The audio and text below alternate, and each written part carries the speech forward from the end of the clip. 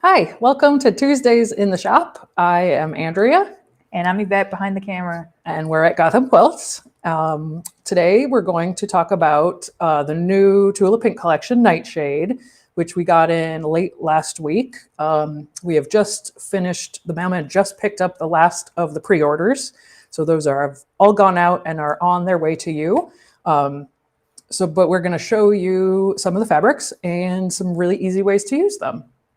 Which is a 9-patch. And if you've never heard of a 9-patch, it is a very simple block made up of 9 equal squares, which is why it's called a 9-patch. So basically a checkerboard.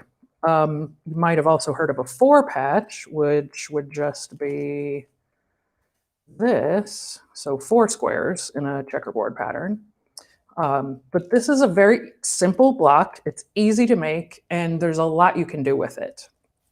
So this is actually the darker pink here is actually the background of the Coven print. And the way Tula laid this out, the faces, let's see, I think from tip to tip of the frame is about 12 inches. And then top of the inside of the frame is about 8, I think. I just measured it and now I don't remember. Oh, 7, actually. So from top to bottom, it's 7. Side to side, it's just shy of 6. So that's a kind of a great size for fussy cutting, really. I'm going to show you some patterns that you can use it in just a little bit. But yeah, so if you are fussy cutting these faces, you'll end up with quite a bit of this background pattern left over, which you can still use as its own fabric, and it looks really nice. I love that. And she left a big piece. If you look at the rows that only have 3 faces, like that's a pretty good size piece that you can use. Right, a very usable piece, which is nice because if you are fussy cutting, you have to sort of cut into, so if I'm going to cut out this face, I have to kind of cut into the frames of the one above and below to get this full frame. So if you can't, but you can still use the pieces in between. Yeah, and even the inner frame or whatever I think is really cool too. You could, if you needed a 4-inch block, like that's almost like its own fabric. Exactly. Yeah. You could fussy cut just this shape. There's all kinds of stuff you can do with this.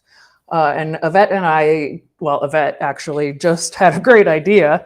We're showing you these 9 patches, and she was like, what if you cut the faces and put them in the 9-patch? Which I was like, that's a pretty cool idea. So it looks like she's looking from behind. Yeah, so something. Kind of like, looking out through a checkerboard or something. Unfortunately, I only had that thought right now. Yeah, see, 2 minutes ago. Put some fabric on top of it. Or 2 minutes before we went live anyway. So we didn't have a chance to quickly cut some out. But yeah, I should have had totally that thought would an have hour ago. Right, if we had thought of it an hour ago. So if I were going to, or maybe not that way. I think you would fussy cut it. Yeah. And like show the part I think that would look pretty cool. There's other ways you could do it too. So you could just cut her into sections and then use all of them and kind of blow it up. Or you could take out, the size of these pieces and then fill in, I'm going to do it. I might go home and sew this tonight. Yeah. I want to see it at least. Yeah. It's also a good use for the partial faces that you'll get. Exactly. Because if you didn't buy yardage, you almost certainly are going to get a partial cameo. So that's actually another thing we wanted to mention. If you do buy a fat quarter bundle or a half yard bundle, there's a chance you might not get any full faces. It just where we cut, wherever it falls is where it gets cut. Slightly taller than 12 inches. Exactly. So that there's no way to cut where you always get full faces. Or the half yard without cutting into them. And this is just the way Tula designed it. It's the way it is. But we just wanted you to be aware of that. So if you were going to try to use those full faces for something, including the frame, you'll get faces. You just won't get full frames. Not every time. Yeah. Right, exactly. With a half yard or fat quarter. So yeah, so that's a good way to use up. Most people who pre-ordered bundles actually ordered full yard bundles I this could time see around, why. which I don't think is normal. Most people normally order half yard bundles. So people were smart this time. Yeah. Giant faces, you need a full yard But bundle. if that is important to you, and you want a fat quarter bundle, then also order a yard of this separately, something like that, so that you can get this from top to bottom. That, and so you can put it in your stash to That too. sell for $1,000 in 10 years. Because we have a pretty good day. Because this one is a short run. It's already sold out. Yeah, so it's already sold out from Free Spirit. So this one actually does have the potential to be worth some money in the future. Some of the other collections she's put out recently, they've just kept printing. So those are have sort of saturated the market, but this one is not. Yeah, I think all the Deja Vus are like that. We're down to less than a bolt of a couple of the prints, the faces included, but I think we were able to sneak in an extra order with our sales rep. We don't know if we're going to get it yet. It was put into the system, but we don't know if we're actually going to get it yet. We're hoping. Let's show the selvage. The selvage with is so cute. Yeah. Oh, with little skulls. Yeah, it is really cute. Oh, here's perfect. So this is the Spider Blossom print, and you can see here at the bottom all the little skull and crossbones. Yeah, so perfect. Yeah, and then on the other side, the Nightshade Deja Vu, Tula Pink. She has such good selvage every time. Yeah. So that print that you're holding, what's that one called again? This is Spider Blossom. Spider Blossom. I love this print. And you can see the colors are so pretty. The art in the background. Yeah, so there's spider webs and skull and crossbones. Yeah, I haven't like found a an lightning actual bolt. spider. There Yes, isn't an there's a actual moon, lightning bolts, but no actual spiders. So the print that's in the background of the portrait print is the same print as that. Yes, just coordinate. as a tonal. But the So here you can scale see a is little bit slightly better. different. So she blew it up in the background tone on tone side. And then it's like, one tick mark smaller on that multicolored little bit. print. And then there's also the mini coven. So this is going to be smaller scale, obviously, but you get the faces. And that's a new print. She didn't have that print. Right. This wasn't included in the original Nightshade. She added it because it's a more usable size of the faces, and people really want to use the faces various ways. So this one, if you get a fat quarter bundle, you will be guaranteed to get full faces. But also, so in the background of this one is the same print, is that Spider Blossom print again, just another size smaller. I'm going to lower the camera so people can see that better. Okay. And then the mini Spider Blossom is yet another one. So this one is again the same pattern, but even smaller than in the mini coven. So it's 4 scales of that print. Right. And in 2 of them, they're multicolor, and in 2 of them, they're sort of tone on tone. And the other thing I wanted to point out to people is on camera, you're probably going to think that that dark background color is black. It's actually not. It's a really dark grape. And that's the color in all of the prints. So even the frames behind Andrea, they look like they're black, but they're actually not black. It's so beautiful the way she did it. Yes. And so we've got those prints. Actually, I'll put these over here for a second. So we also have Storm Cloud, which makes me think of, I don't know, like kind of lullabies, actually. Yeah, it does look like that. Which is not kind of. I don't love that print in a large spread, like a big cut of it, but when you cut it up, it's a very usable. It's a blender, basically, when you really cut it usable up. blender.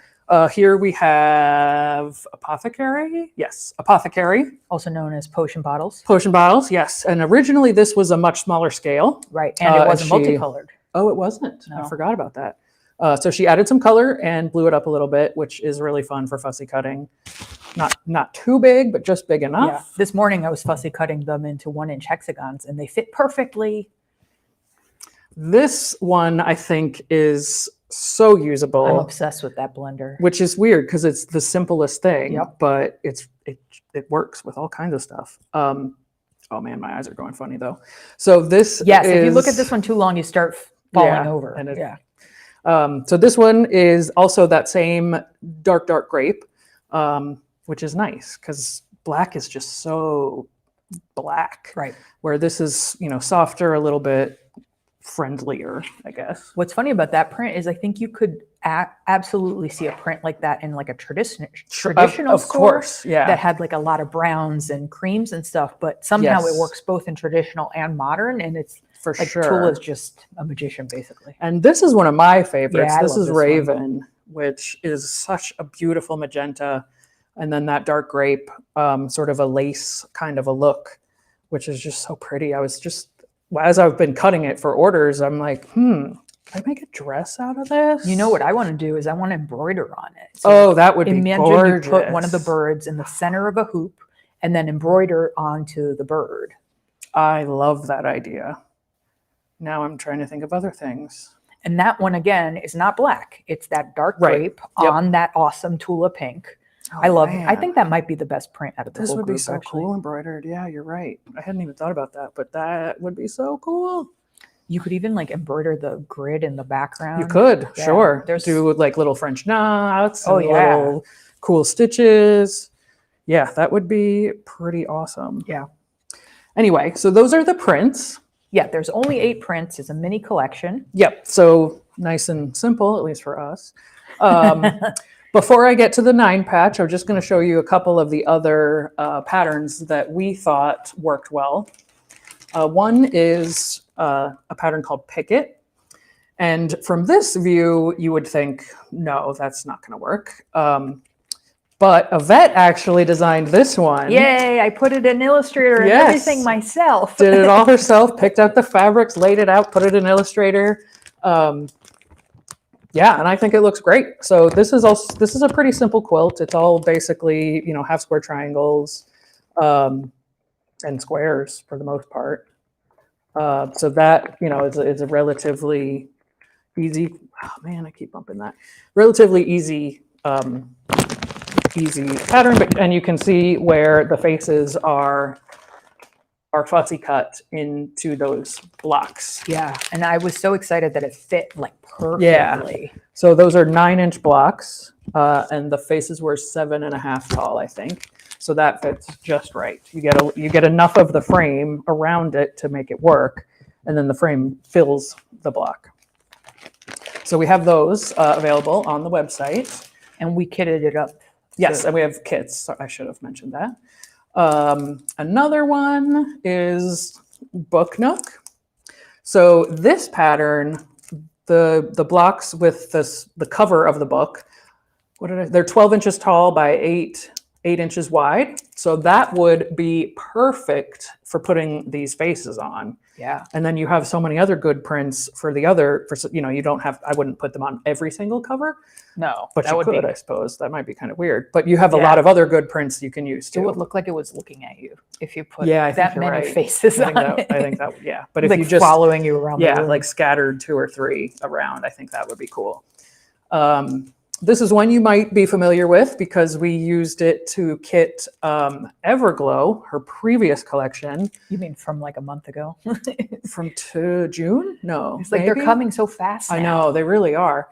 And also we got notice that they are almost ready to ship our reorder of Everglow. Yep. And I know a lot of you have been filling out the Notify Me on the website for when this the scrapbooking Everglow kit comes back.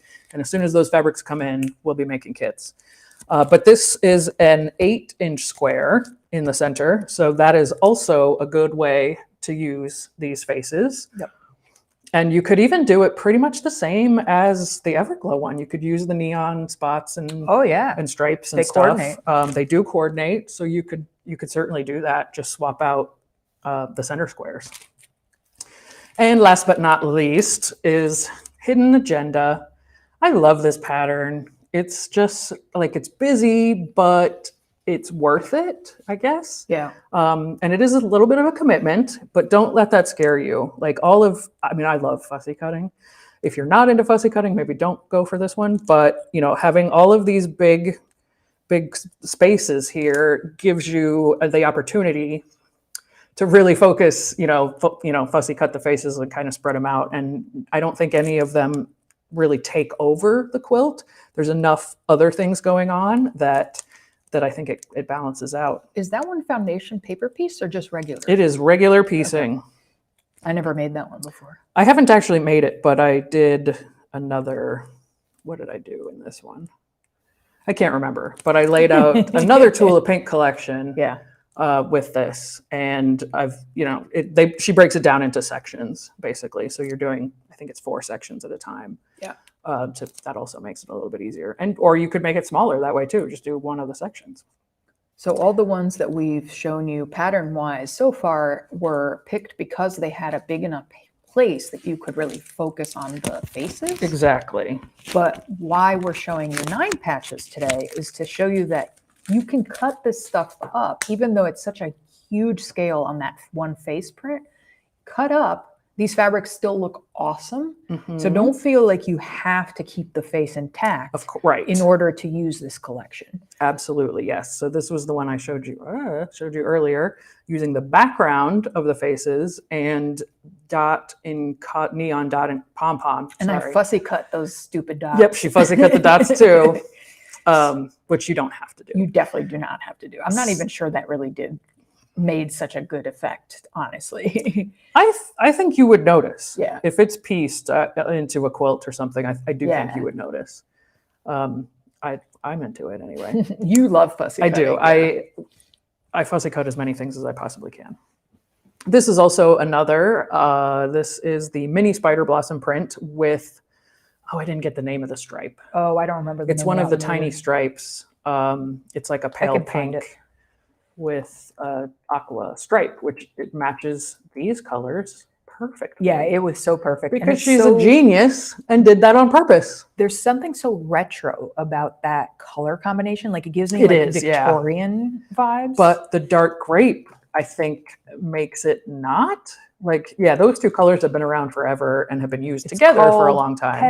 Petal. Okay. So tiny stripes in petal is the coordinate that goes with this one and matches perfectly. Yeah, I really like the way that one came out. And then this one was pom-pom in cosmic, neon pom-pom in cosmic. And then we have another that we've started, but I'm going to finish it for you on screen. So this is the spider blossom print with another tiny dot that we didn't Let me write down the name of. Tiny dot. Which is like a lime green with meadow, tiny dot in meadow. And this matches the green that's in here. And then it has like a blue periwinkle dot that I don't know if it actually matches, but it looks like it matches. Yeah, it still works. Yeah. It doesn't, whether it does or not, doesn't really matter. It looks like it. So that is also a good match. But really a lot of her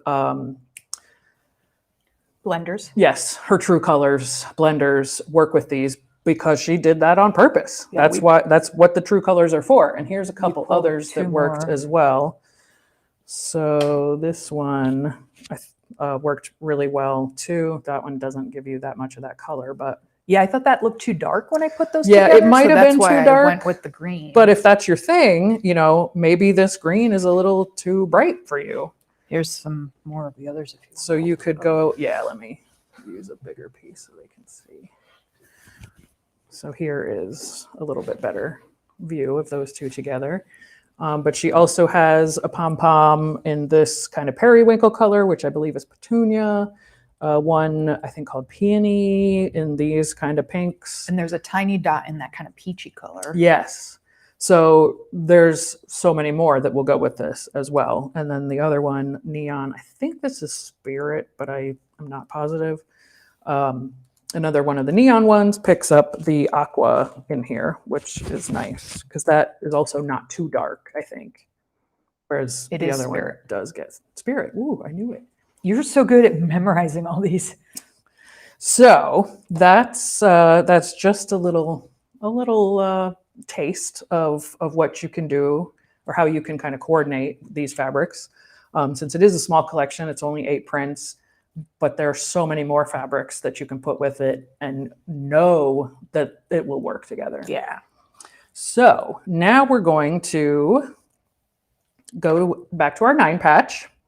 So anybody that has just joined us, a 9 patch is basically a checkerboard with 9 squares, 3 by 3. It's one of the most basic patterns, but one of the oldest, I think.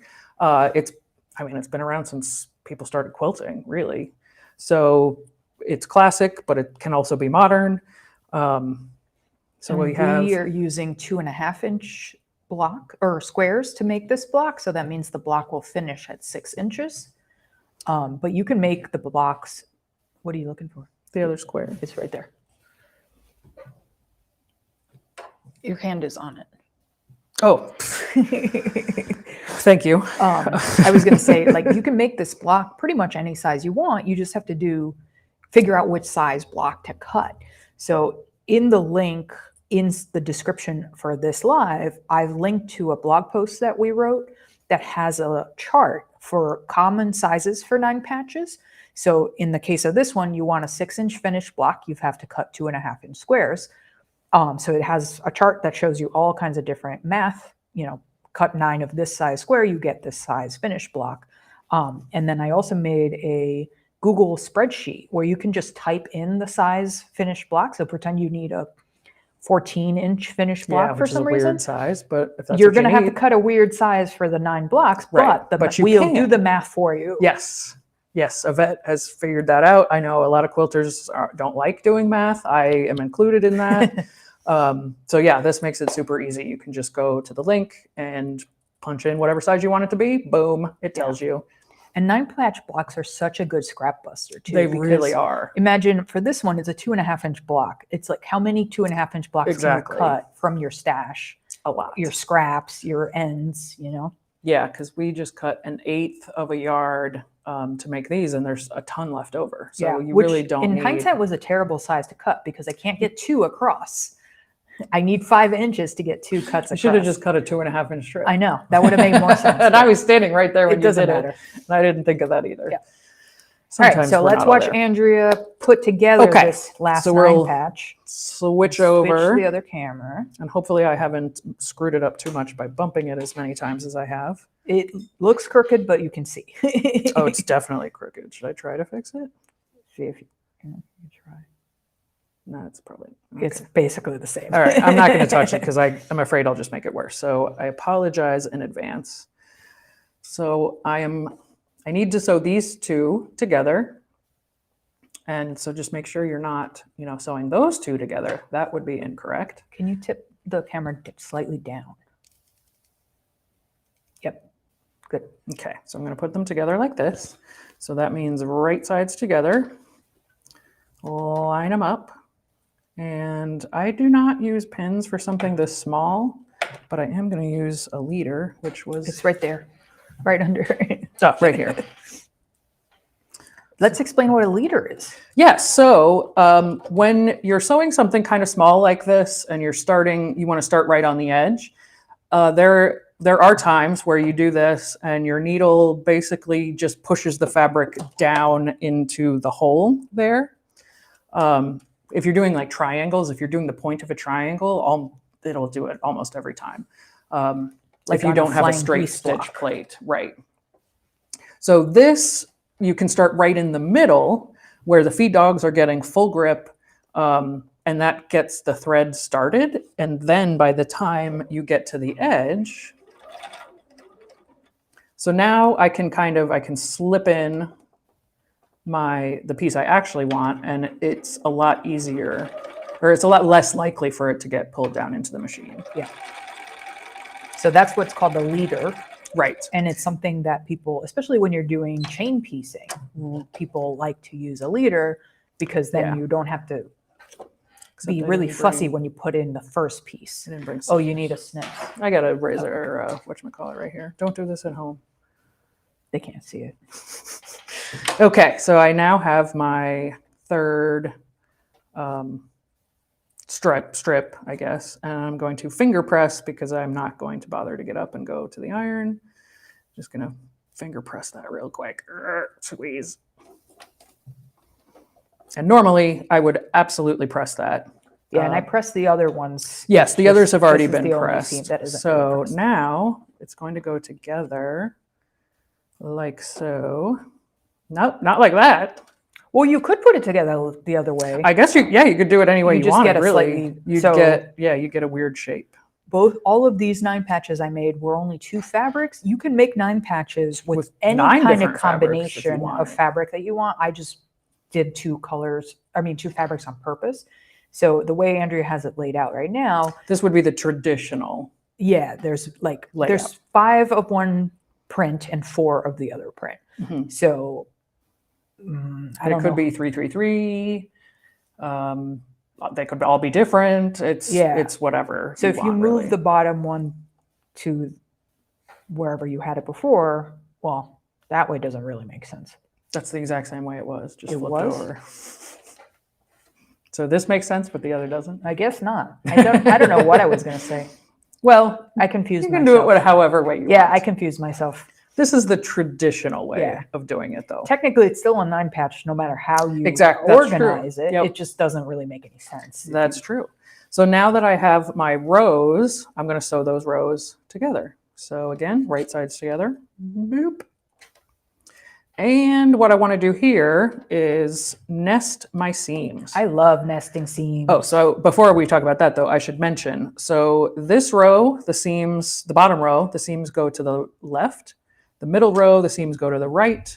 Oh, no. And these go to the right, too. So I can just flip that over, and now they go to the left. You don't have to worry about which way you press when you're doing a 9 patch because it's the same left to right and right to left if you're using this layout. So you could just press whichever direction, and when you go to sew, line them up the right way. Right, exactly. So now the seam allowance is going that way. Here, the seam allowance is going that way. So that when I put them together, they're going in opposite directions. And when I put them together, they just sit together. Go closer to the camera. Beautifully. Oh, yeah. And it's so satisfying. It really is together like that. To have perfectly matching corners. I did not grab any pins though. Could you grab pins? Are there any? Who uses pins? Well, if I'm matching seams, I do. If this were just a 6-inch piece of fabric, I wouldn't care. But if I'm matching seams, I do. Thank you. I did not for the ones I made. How dare you? Pins slow me down too much. Yeah, she's a speed demon. I'm more interested in accuracy. So, yep, I got my... This is why she's the piecer. Yeah, exactly. And when you put your pins in, are you trying to put it right in the seam? I do not put it right in the seam because that would actually push the seams apart. I put mine right in... Well, I usually put it right in front so that I can grab the seam allowance that comes before the seam. Because if that seam allowance is on the bed of the fabric, as it's moving forward, sometimes the feed dogs will catch it and pull it to the back. And if I put my pin there, it helps prevent.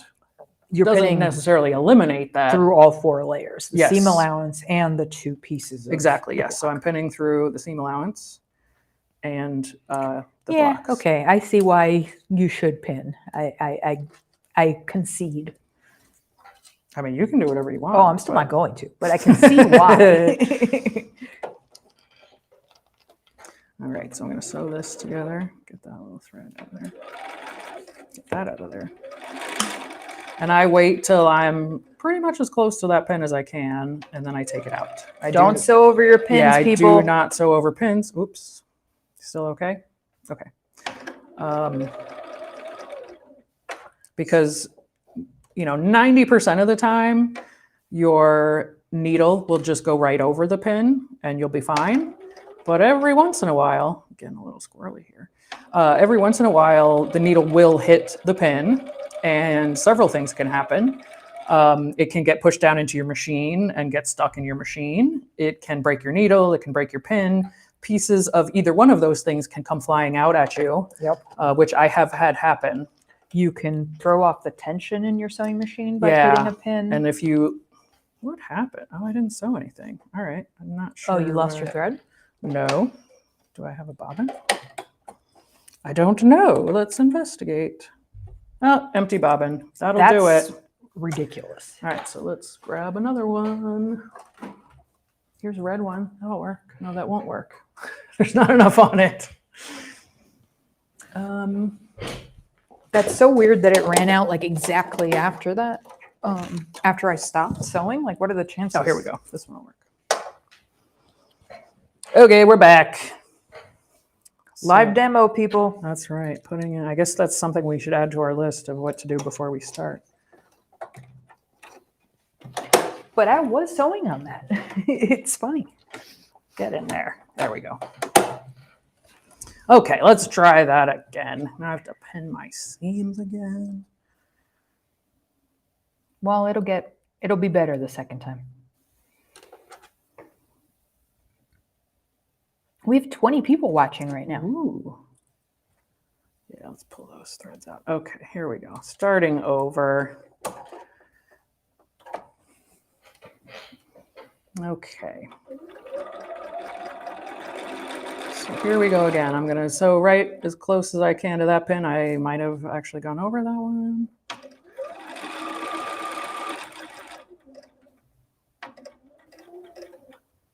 Take it out.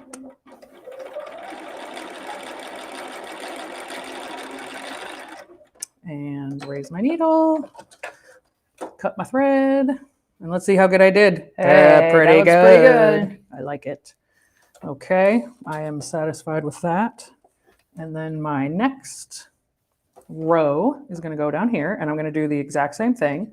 So one on top of the other, do my seams line. Oh, see, now they're going in the same direction. That's not good. So if all I have to do is turn it over, now they're going in opposite directions, and I just line them right up. Dawn just said, 20 people plus my cat. She's fascinated. My cat would be trying to steal my pins. I move the machine, that probably.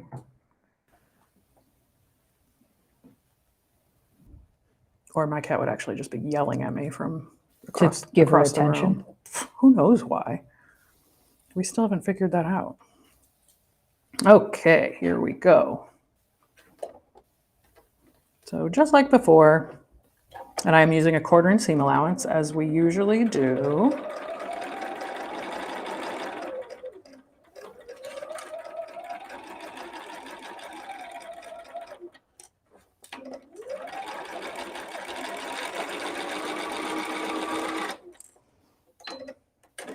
Ooh. All right, it doesn't lift it for me. I know, I was doing the same thing. We're getting spoiled. So there we go again. Nice. I really like that block. Perfect. I do too. It's so cheerful. I thought it might be bright. too busy, but it really isn't. So we can switch back to the other camera, I think, and we can kind of put these sort of together. I'm just going to stick them right on top. I think you're going to need a pin though. Yeah, they're not going to stay. With a pin it would. And I have pins. Look at that. I really like this one too. So you could leave, some space in between. So you could have 9-patch, oh yeah, 6-inch block, 9-patch, 6-inch block, and then another one down here. You could fussy cut the faces into a 6-inch block, and then so that's about 6, I think. And then and then you'd go down here. So you're still like repeating the checkerboard. And I actually inherited some quilts that my great-grandmother had made, quilt tops actually, and that's what the pattern was. It was white, a white background, and then in the 9-patch, I think the 4 was also white, and then it was a different color, like that diagonal. Exactly, effect, like yeah, an and Irish then, chain. this one was red, and this one was purple, and this one was blue, or something like that. So you had different colors, and you still got blocks, but they also sort of faded into the background as well, and you got a different design. That's basically what an Irish chain is, isn't it? Yeah. Just 9 patches, but with a specific layout. Specific placement. Yep. But yeah, I mean, that could be cool. I think there's all kinds of stuff. Yeah, let's see if we do it up here. Ow. Don't Try poke not yourself. to stab yourself. Yeah. Oh yeah. So yeah, that works. I think that would look pretty awesome. I think that would look pretty awesome too. I love her little lightning bolt tattoo. I love her hair too, but her little lightning bolt tattoo is pretty awesome. She looks like she doesn't stand for baloney. The one on the right has the moon tattoo. Yes. And then the one on the left has the skull and Oh, bones. right. Yeah, up there. I don't think I even saw that. I don't not remember their names, but Tula has given them Yeah, they do all have names and backstories. They're all sisters. Von Trump sisters or something? Von something sisters. Oh, yeah, I don't remember. But one of them is named Bellatrix. I remember that. Okay. Yeah, one hangs out with pirates. One is like a witch. And one of them I'm is guessing like that potions. One. Yeah. So, but anyway, yes, there's a whole story behind. If you go to Tula's website, you can read these ladies, backstory. And they're pretty awesome ladies. So you can make there's characters worthy of quilts. Yeah, I'm really into this group. I am going to make so much stuff. I mean, she's a Tula, and I love purple and pink. True. And there's a lot of purple and pink. There's a lot of good purples and pinks. Yeah. I think. I mean, it's a great group. I think people are gonna do some great things with it. I can't wait to see what people do. Yeah. So we have it in stock in store and online, and we can ship it right to you, or you can order for pickup. But don't wait too long because it won't last very long. This one's gonna be gone. Right. Yeah. And like I said earlier, we hope that we're gonna get another shipment, but we have not been given any guarantees that will actually happen. Yep. And even if we do, it's not a lot more fabric. It'll be like 15 right, exactly. We got but yeah. So this one Everglow was kind of the same, but then they decided to reprint it. This one I don't think they're going to just reprint. They're definitely not reprinting this. Because this was the same as Paris. The redo or Deja Vu. Yeah, not redo. The Deja Vu collections, one and done. That's it. Yep. So do we have any questions? Nope, no one's asking any questions. There's some comments like very pretty and that kind of thing, but no questions. Definitely very pretty. Lot you can do with it. Doesn't have to be fancy. It can be something as simple as squares. And Yvette will probably have a link to the blog post with. Yep, it's in the description, either on Facebook or on YouTube. Okay, so wherever you're watching this video, there will be a link to that blog post with the little conversion chart, or the chart and the conversion thing spreadsheet that she made, because she can do that. So there you go. Hopefully you've maybe learned something, and we've given you a tool that hopefully you can use. And if you have any questions, as always, you can email us and we'll be happy to answer. Yeah, definitely. Do we have any housekeeping stuff we need to remind anybody about? Not that I know of. Okay. Yeah, now that our vacations are over, 4th of July is over, I think we're basically back to business till Labor Day. Yeah, so there are some Bernina specials, but they don't expire anytime soon, so I feel like we don't need to worry about that right now. Yeah, no, I think it's just business as usual for a little while. Okay. Thanks for joining us. We'll see you next week. Thanks, everybody. Have a good night. Good night.